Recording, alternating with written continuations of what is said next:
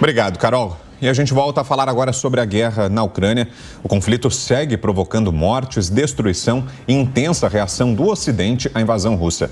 Para falar sobre esses dias que estão afetando o mundo todo, vamos conversar agora com o professor de Relações Internacionais da USP, pesquisador da Universidade de Tel Aviv, Samuel Feldberg. Professor, bom dia. Obrigado pela presença aqui nesse sábado. Bom dia. Prazer estar de novo com vocês.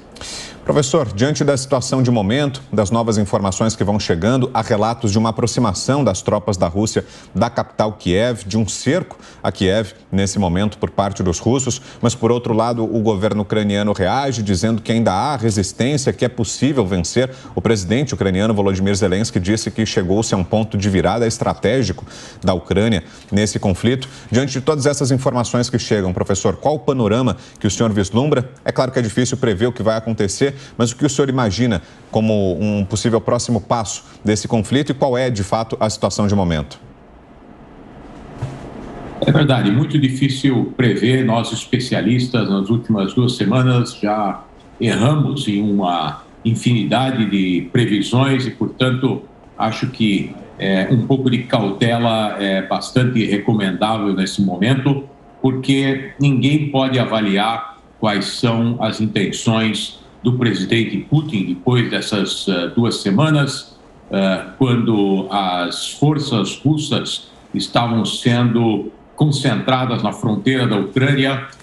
Poucos especialistas, poucos analistas assumiram que efetivamente haveria uma invasão. A percepção era de que essa concentração de forças russas tinha por objetivo aumentar a pressão sobre a Ucrânia. Efetivamente, os russos entraram no país, vêm avançando em diversos eixos, vêm bombardeando a população civil, além dos objetivos estratégicos que normalmente são atingidos num conflito como esse, mas o grande movimento russo, o efetivo poderio armado dos russos, certamente ainda não foi utilizado contra a Ucrânia. Então,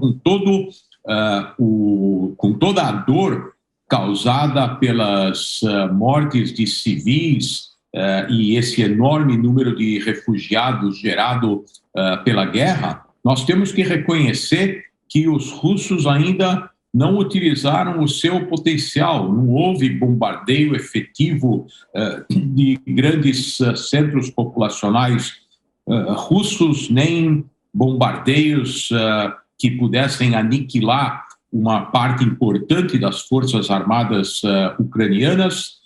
Quando vocês falam do bombardeio de um hotel na cidade no norte da Ucrânia, nós, na verdade, estamos olhando para uma ação numa localidade que é mais próxima da fronteira da Bielorrússia do que da própria capital Kiev.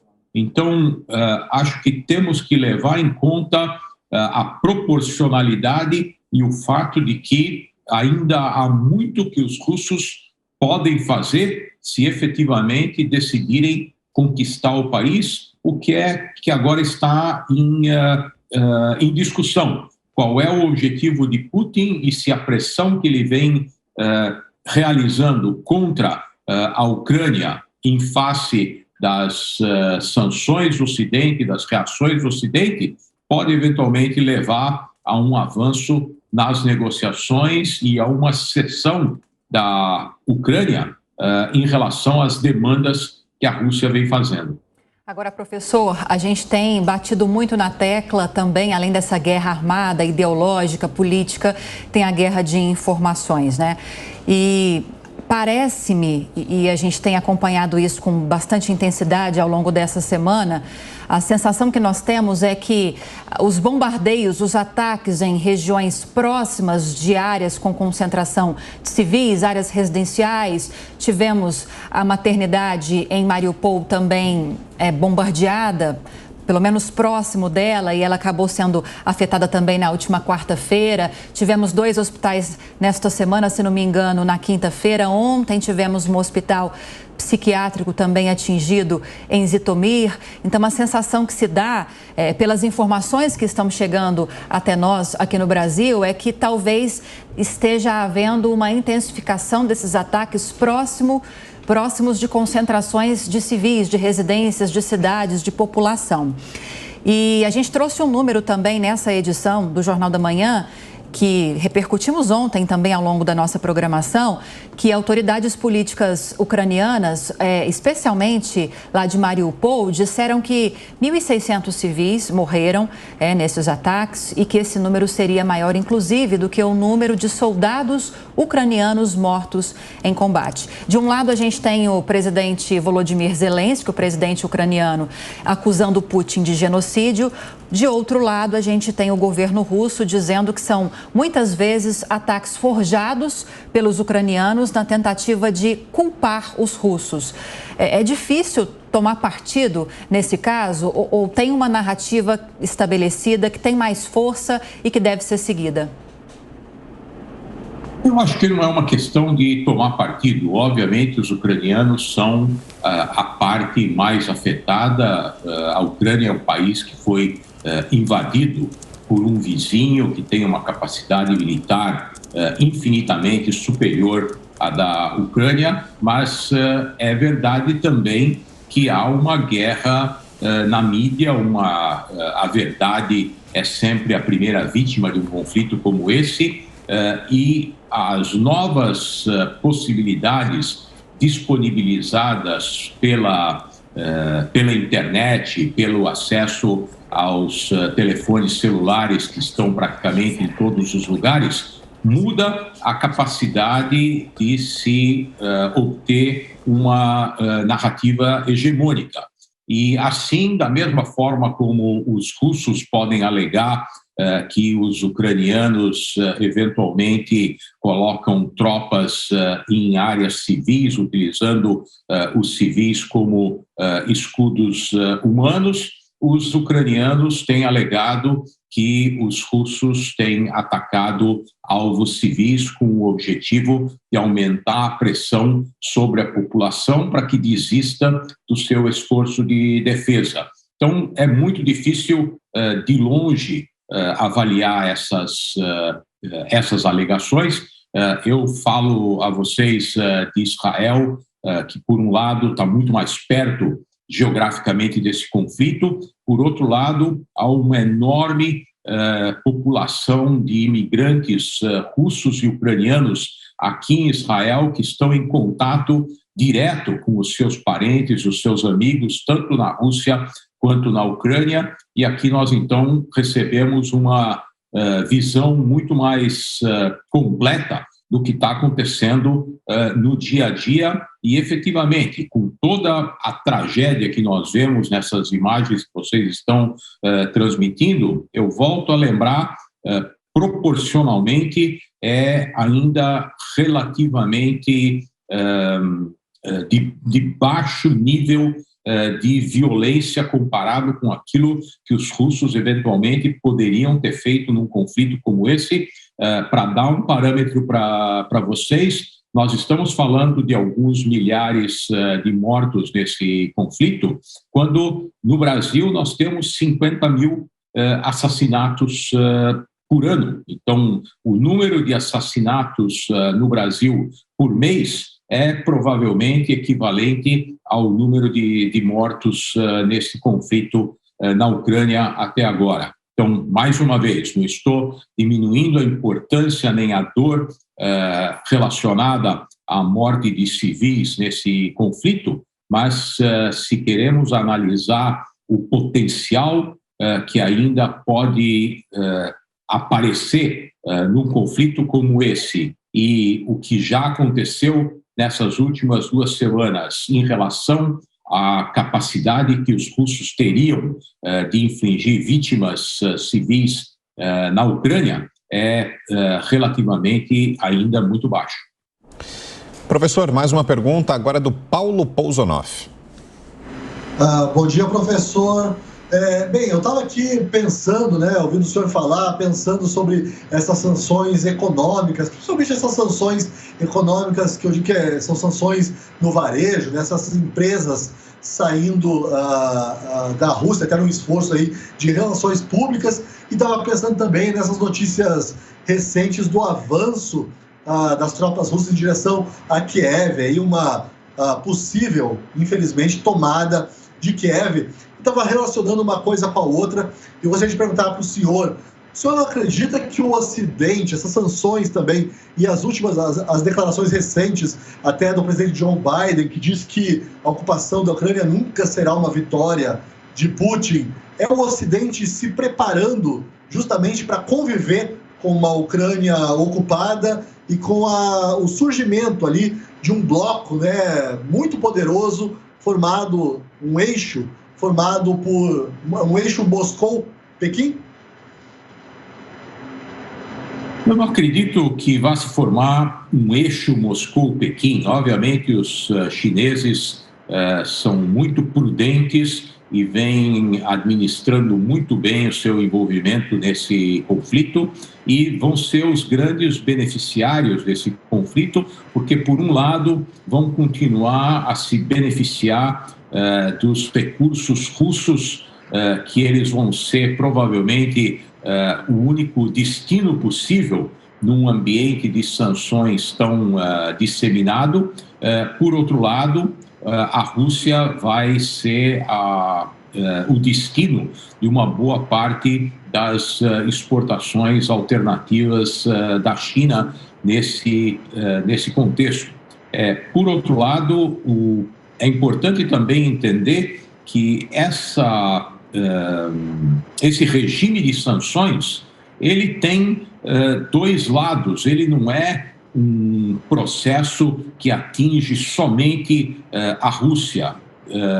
Apesar de todas as declarações de intenção, tanto da União Europeia quanto dos Estados Unidos, de punir a Rússia em relação à exportação de produtos ocidentais, o McDonald's saiu da Rússia, as grandes montadoras de automóveis saíram da Rússia. Eu não acredito que isso vá durar por muito tempo. Vai haver um regime de sanções, isso tem muito mais a ver com a imagem dessas empresas no Ocidente do que efetivamente com o mercado russo, mas os europeus dependem fundamentalmente do petróleo e do gás russo. Nós estamos praticamente no meio do inverno, vocês podem me ver aqui, eu estou em Israel, que é praticamente um país tropical no Oriente Médio, e eu estou de moletom, a temperatura hoje aqui é de 10 graus, imaginem vocês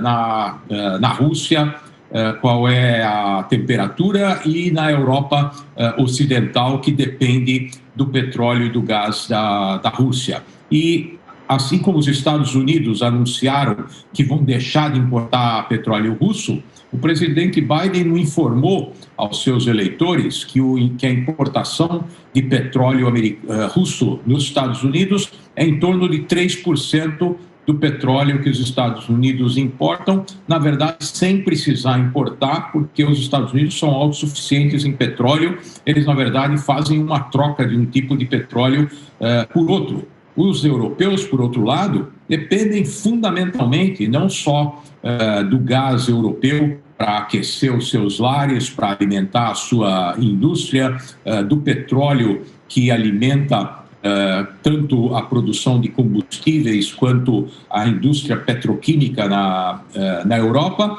e esses elementos ainda não foram tocados. Quando a Europa decidir deixar de comprar gás e petróleo russos para impor efetivamente sanções, aí sim a guerra econômica contra a Rússia terá começado. Por enquanto, o que nós estamos vendo é a privação da classe média alta russa de produtos que somente o Ocidente pode fornecer. Pousonoff disse que tem mais uma pergunta para o senhor, professor. Professor, bem, se eu entendi o seu argumento, né, o senhor não acredita na eficácia dessas sanções e também vê aí todo um jogo de marketing, né, um jogo político, muito gogó, como se diz lá no interior, em relação a essas sanções. Eu queria saber, o Ocidente está disposto, na sua opinião, a se sacrificar para ajudar a Ucrânia? O senhor mencionou aí a dependência, né, do petróleo e do gás russos. A gente vê que a Alemanha está muito hesitante em impor sanções, até por conta dessa dependência. Mas, de repente, aí uma sanção mais firme que causasse algum tipo de... que exigisse algum tipo de sacrifício da população alemã, por exemplo, talvez fosse mais eficiente para conter os ímpetos de Vladimir Putin. O senhor acredita que o Ocidente está disposto a se autossacrificar para derrotar Vladimir Putin? Se o Ocidente tivesse disposto a se sacrificar pela defesa da Ucrânia, o presidente Biden não teria declarado, ainda antes da invasão realizada pela Rússia, que a OTAN não se engajaria em combates contra a Rússia. Esse foi talvez o incentivo que Putin recebeu para realizar essa intervenção. Então, nós estamos falando aqui de dois níveis de escalada muito claros e muito críticos. O primeiro seria realmente bloquear a importação de petróleo e gás da Rússia, sempre lembrando que o presidente Putin pode fazer isso pelo lado da Rússia também. O presidente Putin, em algum momento, pode dizer: a partir de hoje não exportamos mais gás para a Europa, e a Europa literalmente vai congelar no restante desse inverno. Um outro nível de escalada seria intencional ou não uma intervenção de forças da OTAN nesse conflito. É importante lembrar, a OTAN reforçou seus contingentes nos países que fazem fronteira no leste da Europa, a Polônia, os países bálticos, todos eles receberam novos contingentes de soldados e armamentos da OTAN, e é suficiente que algum míssil russo eventualmente erre o alvo e caia em território de um desses países para que houvesse demandas por uma intervenção da OTAN nesse conflito. E essas coisas acontecem em guerras como essa. Se nós considerarmos que algum dos bombardeios da Rússia contra alvos civis na Ucrânia eventualmente não tenha sido intencional, isso também é possível. A mesma coisa pode acontecer no oeste da Ucrânia, e algum míssil russo pode eventualmente atingir equivocadamente algum alvo num país limítrofe. E a pergunta aí é como os líderes vão lidar com essa situação para evitar uma escalada que aí sim seria catastrófica. Perfeito. Ouvimos aqui o professor Samuel Feldberg, professor de Relações Internacionais da USP e pesquisador da Universidade de Tel Aviv. Obrigado mais uma vez, viu, professor, pela presença aqui no Jornal da Manhã. Um ótimo final de semana. Até uma próxima. Igualmente a vocês. Espero que nós não tenhamos que nos reencontrar para continuar falando da guerra na Ucrânia. Que assim seja, professor. Obrigada. Bom fim de semana.